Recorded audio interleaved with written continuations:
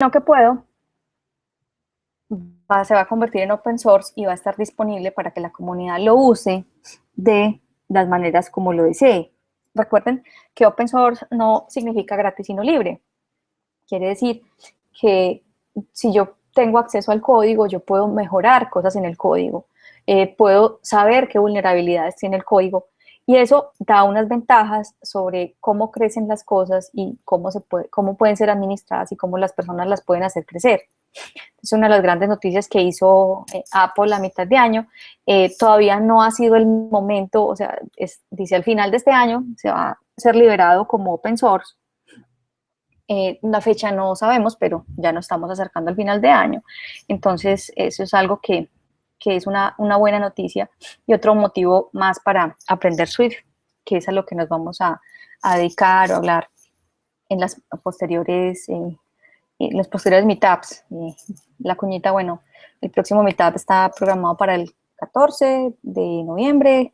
Esperemos que así sea, que todo nos funcione bien y que nos podamos ver cara a cara para que podamos trabajar directamente haciendo un taller donde todos puedan participar. De todas formas, eso se está confirmando por la página de Meetup y toda la información para que esté disponible y puedan saberlo rápidamente. Viendo aquí esta página de recursos, entonces aparecen Producer para Ads, CloudKit. Aquí, dentro de lo que Apple hace, si uno solamente conoce los dispositivos móviles, pues que no sepa todas las cosas que Apple hacen, pero ellos tienen una cantidad de frameworks y de herramientas para, digamos, hacer aplicaciones no solo para los teléfonos, sino para los computadores, para el Apple Watch, para el Apple TV que hay ahora. Son una cantidad de librerías y de herramientas que permiten hacer cosas muy interesantes. Por ejemplo, la parte de iBeacons, que es también algo bastante interesante, es una tecnología que permite que el teléfono detecte beacons ubicados alrededor. ¿Qué es un beacon? Es básicamente un dispositivo electrónico pequeñito que funciona con una batería. Algunos beacons son del tamaño de dos falanges de un dedo y son planitos. Casi que la altura es porque tienen que tener pues la batería, esas planitas redonditas. Y ese dispositivo emite una señal por Bluetooth que dice yo estoy aquí, yo estoy aquí, yo estoy aquí, y tiene un ID. Y hay una tecnología desarrollada por Apple para que los teléfonos detecten esos beacons. ¿Eso para qué sirve? Eso sirve para mostrar información contextual. Entonces, por ejemplo, yo estoy en un almacén de zapatos, por decir algo, o estoy en una tienda por departamentos. Entonces, dependiendo en qué departamento esté, la aplicación me puede estar mostrando información contextual de las ofertas que hay específicamente en esa sección donde yo estoy. Entonces, viene el software preparado y está el kit preparado para de una vez que se puedan tomar esos beacons, leer la información y mostrar cosas contextuales dentro de la aplicación. Digamos, es como lo básico. Hay proveedores de hardware, o sea, hay empresas que se dedican a hacer hardware de beacons que toman estas librerías que desarrolló Apple para esto y que efectivamente las ajustan a un hardware físico, porque Apple los beacons si no los producen terceros. Entonces, esos terceros crean los beacons, utilizan las librerías que Apple puso disponibles y con eso se pueden hacer aplicaciones que respondan al contexto del ambiente.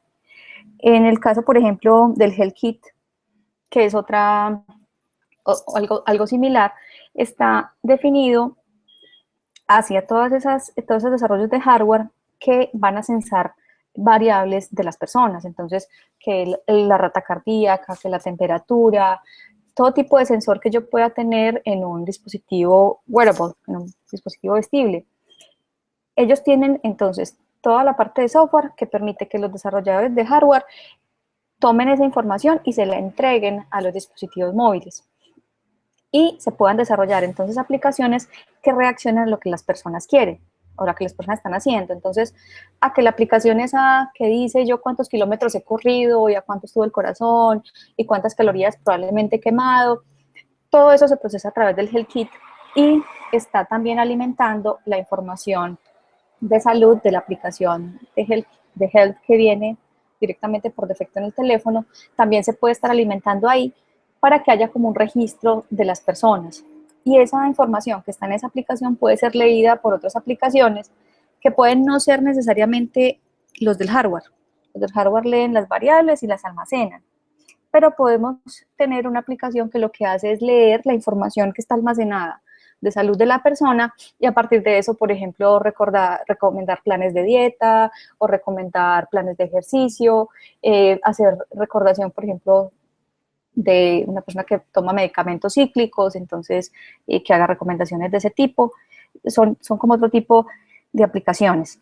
Para la parte de juegos hay todo digamos, una serie de librerías y de funciones para el desarrollo de juegos. La última que lanzaron fue Metal, que tiene que ver con la parte del renderizado sobre los videojuegos y que se puedan ver de maneras bastante creíbles y bastante realistas. Entonces, para todos los que desarrollan videojuegos están ahí las librerías que ellos disponen para que se puedan hacer mejores interacciones. Ahí hay muchísimo pues, que podríamos seguir hablando sobre las diferentes tecnologías. En este caso, bueno, por ejemplo, acá hacer extensiones para Safari, que no es exactamente lo que vamos a hablar nosotros, pero que también pues está ahí disponible. Librerías de criptografía, esas librerías de criptografía sí tienen unas restricciones de importación, que no a todos los países están disponibles las librerías de criptografía, entonces esa parte hay que saberla antes de uno utilizar una librería, porque podría, que sí la utilizó, pero no, en su país no se puede, entonces no le dejan subir la aplicación. El iCloud y el CloudKit son las aplicaciones que pueden almacenar información en iCloud. Toda persona por defecto, por tener un dispositivo Apple, tiene derecho a una cuenta de iCloud con un almacenamiento básico de 5 gigas, que las que se suscriben pueden subir ese almacenamiento. Y yo puedo desde mi aplicación decir, bueno, no voy a almacenar la información en el teléfono, sino que la quiero subir al cloud de Apple. Entonces tengo ahí las librerías y las extensiones que me permiten hacer eso, que mi aplicación, si el usuario lo permite, almacene la información en el iCloud. Esa parte de si el usuario lo permite, para Apple es muy importante. Por ejemplo, en el caso de los beacons. En el caso de los beacons, uno tiene que activar la geolocalización del teléfono. Y no es posible usar la librería de geolocalización si yo no le pregunté al usuario si él me quería permitir eso. Una parte de lo que hay que poner en el código es, venga, usted me quiere dejar a mí que yo le lea su información de localización. Si la respuesta es sí, listo, la leemos, pero si la respuesta del usuario es no, no. O sea, no importa que usted lo intente por el código, si no hay la autorización expresa del usuario, Apple no va a permitir eso y no se va a poder utilizar. Entonces, muchas de esas cosas que yo tengo acá que posar, el Health Kit también requieren autorización del usuario que diga, sí, efectivamente, yo quiero que utilicen, entregar esta información que es propia, que la tengo yo propiamente. El WatchKit son todas las librerías para crear interfaces y aplicaciones para el Apple Watch. En este caso, el Apple Watch es, digamos, es un dispositivo que apenas está creciendo y naciendo. Un dispositivo que nos lleva todavía un año en el mercado, apenas va, no, ya cumplió un añito en el mercado, sí, cumplió un año este mes. Y inicialmente, por ejemplo, el Apple Watch lo único que permitía era ser un screen más del teléfono. ¿Cómo así que un screen? Todo el procesamiento se hacía en el teléfono y yo en el Apple Watch solamente mostraba los resultados de esas interacciones. Eso es lo que me permitía hacer el WatchKit. ¿El WatchKit qué es? Es básicamente la librería que me permite hacer cosas con el Apple Watch, que me permite mostrar botones, que me permite mostrar animaciones, que me permite mostrar notificaciones, que recibe la interacción del usuario, entonces el usuario le da un tap a la pantalla, o si el usuario a lo Dick Tracy le habla al teléfono, porque tiene reconocedor de voice to text, Ese tipo de cosas, entonces las procesa el WatchKit. En este momento ya ha habido un avance, eso fue la primera versión del WatchKit y la primera versión del sistema operativo del Apple Watch. Ya en este momento sí se pueden correr algunos procesos en el teléfono, quiere decir, yo puedo hacer algo de procesamiento en el Apple Watch directamente, o sea que él tenga un poquito de inteligencia, llamémoslo así. Entonces que si presionaron un botón, el Apple Watch reaccione directamente sin necesidad de preguntarle al teléfono cómo reaccionar. Eso ha mejorado un poquito y en las próximas versiones del Apple Watch vamos a esperar que haya un poquito más de las cosas que se puedan hacer dentro del teléfono que no dependan que se puedan hacer dentro del Apple Watch que no dependan del teléfono. Una cosa que es importante saber del Apple Watch es que él, lejos del teléfono, es un reloj común y corriente. Él depende totalmente del teléfono para toda la parte lógica en las versiones actuales del reloj. Es posible que en unos años salgan versiones nuevas del reloj que tengan más procesamiento y que puedan hacer cosas solos, pero en este momento tú alejas el reloj mucho del teléfono y se convirtió en un reloj normal. O sea, ya perdió la posibilidad de hacer notificaciones o de hacer interacciones con el teléfono, porque es un dispositivo que está pensado no para trabajar independientemente, sino para estar asociado constantemente a un teléfono. Entonces también es muy interesante desde el punto de vista pues, de desarrollo, que es otro tipo de interfaz que le nació un hijito al teléfono, es otra interfaz que se puede aprovechar. Localmente, pues el Apple Watch no tiene ni un mes de lanzado, localmente no hay todavía una base de clientes amplia, el costo del Apple Watch localmente es muy alto, entonces puede que aquí no sea tan interesante desarrollar todavía aplicaciones para el Apple Watch locales, pero si estamos pensando nuevamente en un mercado global, puede ser muy interesante comenzar a trabajar con esto y decir, bueno, ¿yo qué puedo hacer en otros ambientes o para otras necesidades que haya en otros lugares? Y aprender a programar para el Apple Watch y decir, yo puedo hacer soluciones para este reloj que yo pueda ofrecer en otros países donde el mercado sea más amplio porque los costos, digamos, no sean tan altos y haya una población o unos clientes mayoritarios con ese tipo de dispositivos. Algunas de las cosas que cuando Apple, digamos, ofrece sus herramientas nos va a dar, entonces nos da siempre una guía de diseño. Siempre vamos a tener una guía de diseño de parte de ellos porque para Apple la experiencia del usuario y la forma como se hace la interfaz con el usuario es totalmente fundamental. Es parte de lo que ellos como empresa consideran indispensable y una marca de sus productos. Sus productos tienen una forma de presentarse que es muy agradable y llamativa al usuario. Entonces siempre va a haber una línea de diseño. No, en este caso del Apple Watch nos están ofreciendo también plantillas. Entonces, por ejemplo, miremos acá donde nos hablan entonces cómo debe ser el diseño. Entonces nos hablan de qué es lo que se espera del diseño que se está haciendo para el Apple Watch.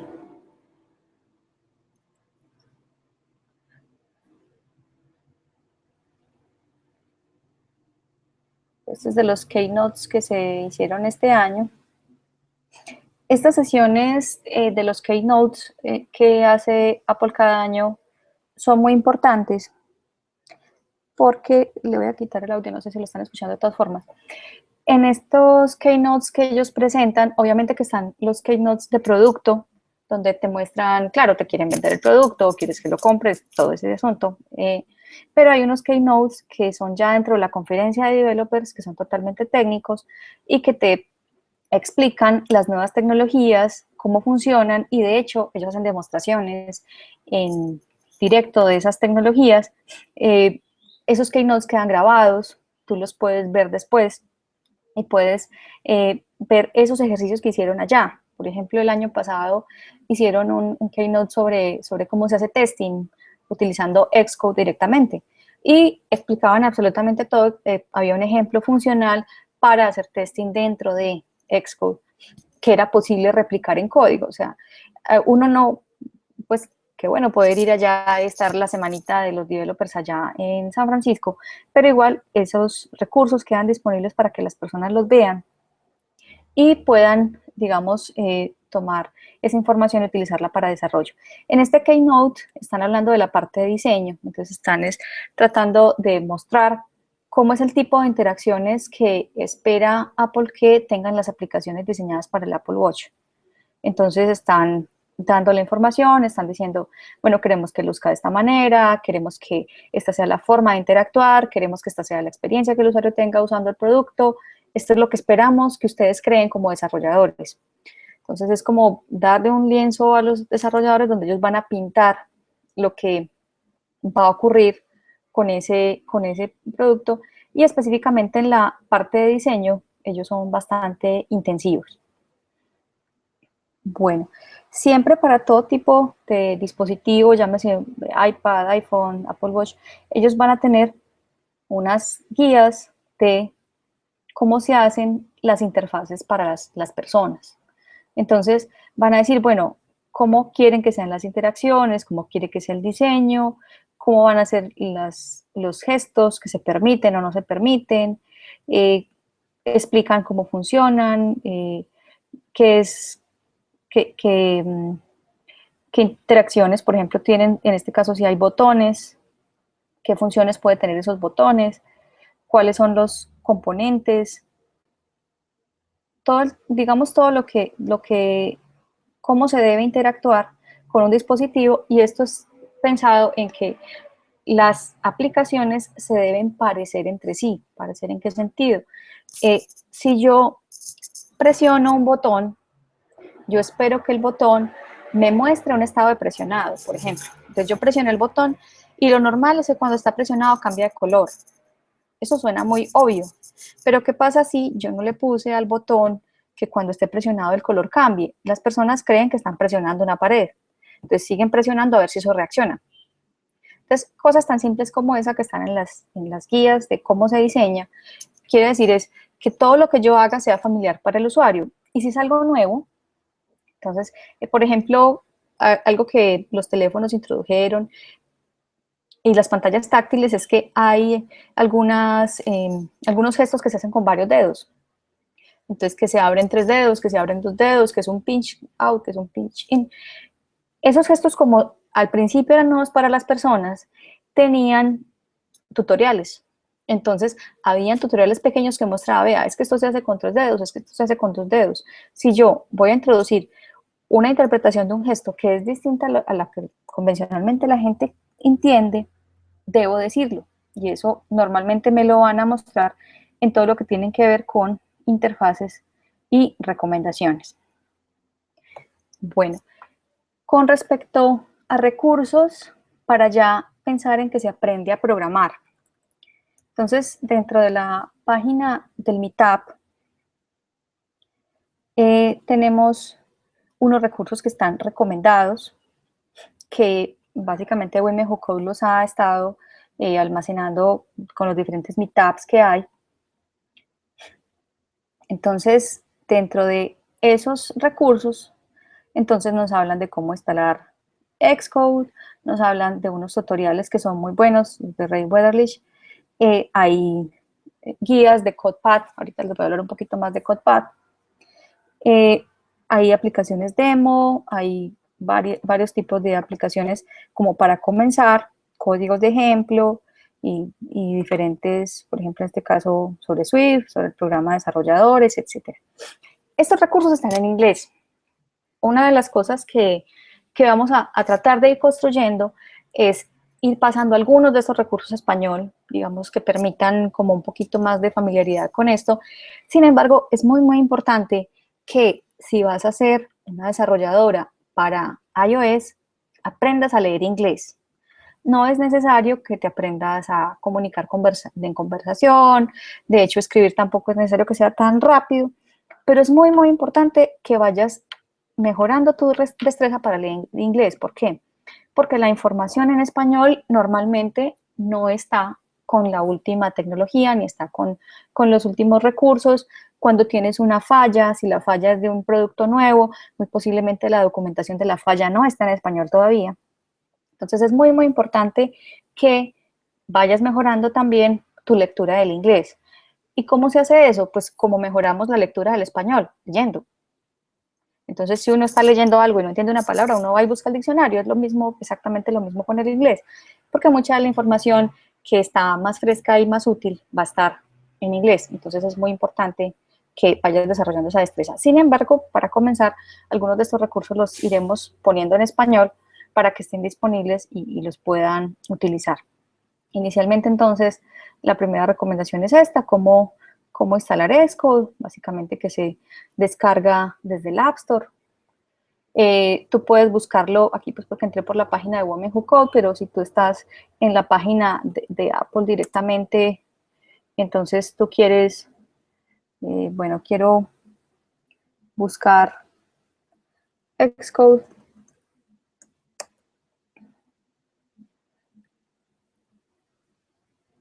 Yep.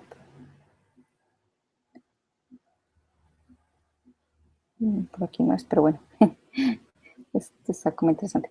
Bueno, entonces,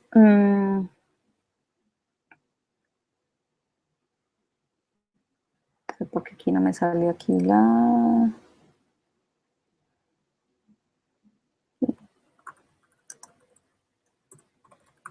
Pensé que estaba más.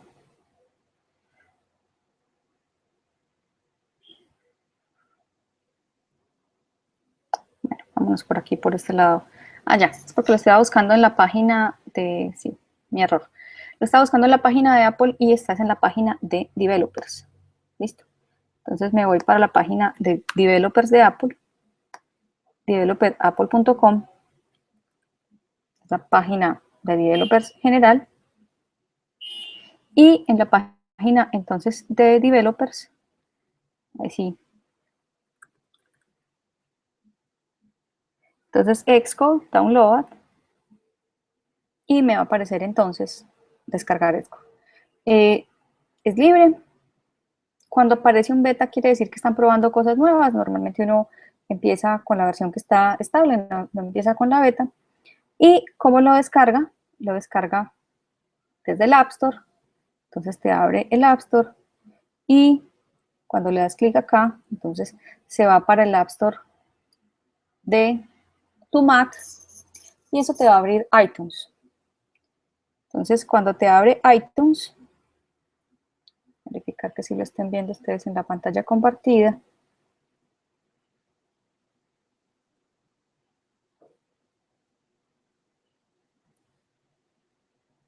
Entonces yo verifico algo.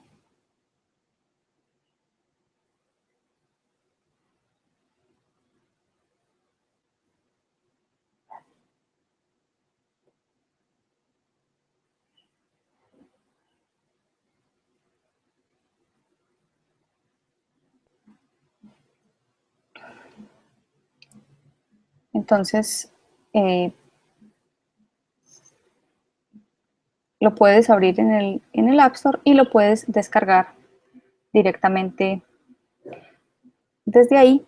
Yo lo tengo pues ya instalado, entonces a mí me dice abrir, pero si no lo hubiera instalado, me iría a descargar y puedo descargarlo en mi máquina y utilizarlo ya. Básicamente es una descarga larga, pues que sí pesa, tiene un tamaño importante. Son 4.3 gigas. Entonces, si tiene un tamaño importante, la descarga pues se toma un tiempo. Una vez termina la descarga, realiza la instalación. No hay que hacer nada, digamos, raro o configurar nada. Él se encarga por dentro de hacer toda la instalación y tendría entonces ya la herramienta disponible para usarla.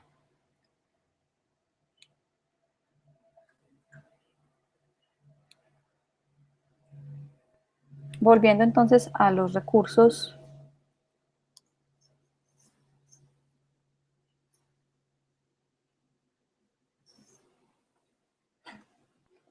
volviendo entonces a los recursos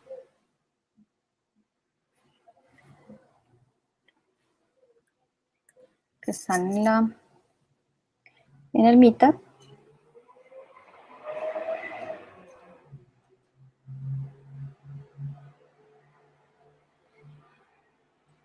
Entonces, los tutoriales de Ray Wetherlich, que son tutoriales que enseñan a hacer muchísimas cosas, entonces tutoriales de Swift, tutoriales para hacer eh, aplicaciones en iOS, diferentes, eh, diferentes ejemplos de aplicaciones, porque básicamente la idea de aprender a programar es que uno se cree un proyecto, algo que quiere resolver, y a partir de ese proyecto entonces cree una aplicación. Entonces, estos tutoriales nos permiten hacer aplicaciones sencillas, por ejemplo, cómo hacer aplicaciones para crear objetos, arreglos, cómo jugar un poquito con el diseño, cómo crear botones, cómo tomar las acciones de los botones, diferentes tipos de aplicaciones. Hay un recurso que a mí me gusta bastante y es el recurso de CodePad. CodePad es una empresa que se dedica a hacer entrenamientos técnicos en general pues para programas de desarrollo de software. Entonces, CodePad ha hecho una gran compilación de guías, se han tomado información de diferentes fuentes y han compilado todo para que las personas rápidamente encuentren lo que necesitan para poder comenzar. Entonces están los fundamentos, después digamos un módulo intermedio, y una de las cosas muy interesantes es que ellos tienen los videos, cada que ellos hacen un curso, ellos graban los videos, y esos videos están disponibles en internet. Entonces, de hecho, voy a publicar los videos, esos videos están en español, pero es bastante interesante que los comiencen a mirar, porque esos videos, cuando está el instructor dando la clase, entonces está mostrando absolutamente todo lo que está haciendo. Entonces va mostrando, bueno, hay una introducción teórica, va mostrando cuáles son como los objetivos de la clase, qué es lo que se va a construir, y durante la clase lo que están haciendo es básicamente construyendo una aplicación.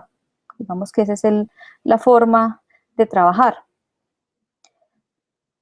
Entonces, ¿qué van a hacer ellos? Ellos van a crear la aplicación ahí junto al estudiante, van a hacer el código junto a la persona que está. Entonces, si uno visualiza esos videos, uno puede seguirlos y al mismo tiempo estar desarrollando esa aplicación o esas interacciones que están mostrando en la clase.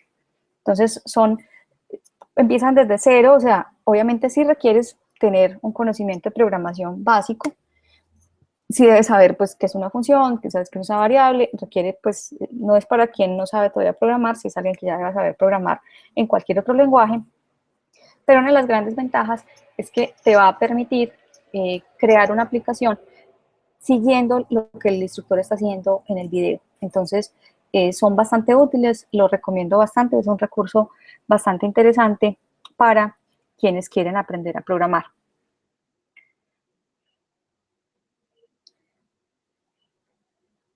Bueno, vuelvo acá. He tenido como hoy demasiados problemas técnicos. Entonces, vuelvo acá entonces a la página del Meetup.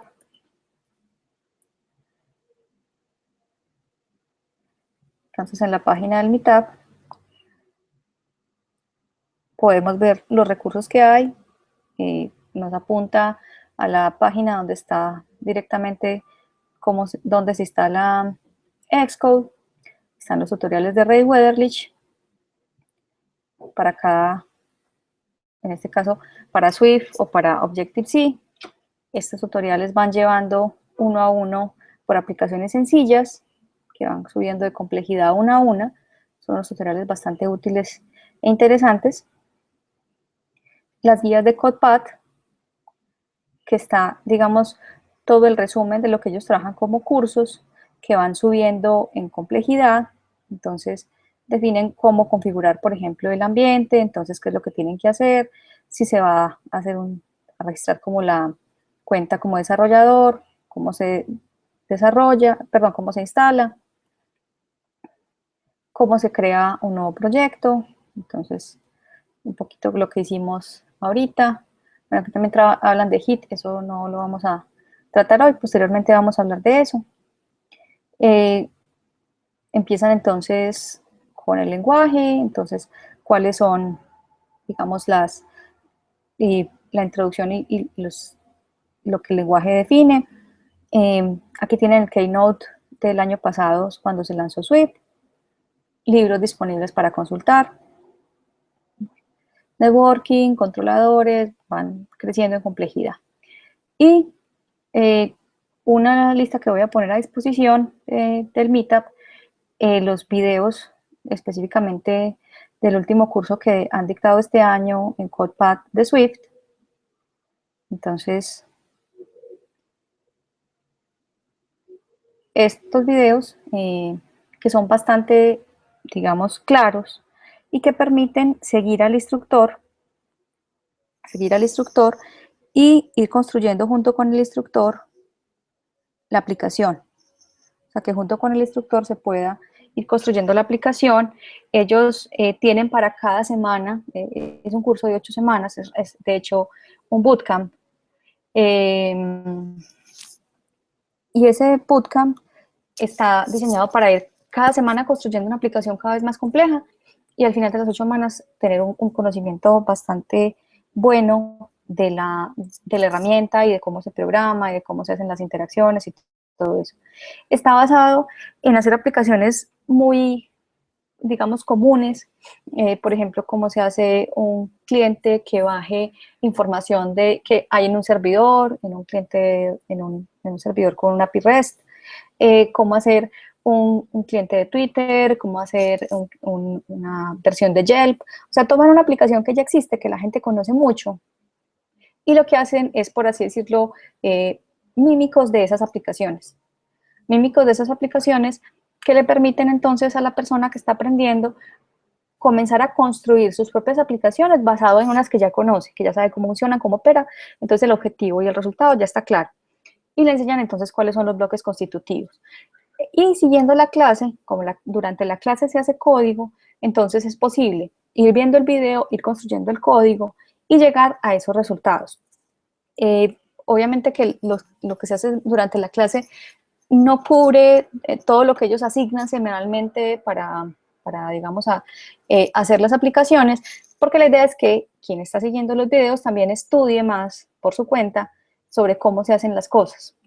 Entonces es bastante recomendado estos videos de CodePad, que también pues los voy a poner disponibles dentro de los recursos para el Meetup y que les permitan a ustedes entonces conocer un poco más sobre la programación para iOS. Bueno, después de, digamos, esta introducción bastante larga y con muchos problemas técnicos, voy a hacer algo, es que voy a revisar todo el video cómo quedó, porque en muchas partes parece ser que la pantalla no se estaba compartiendo.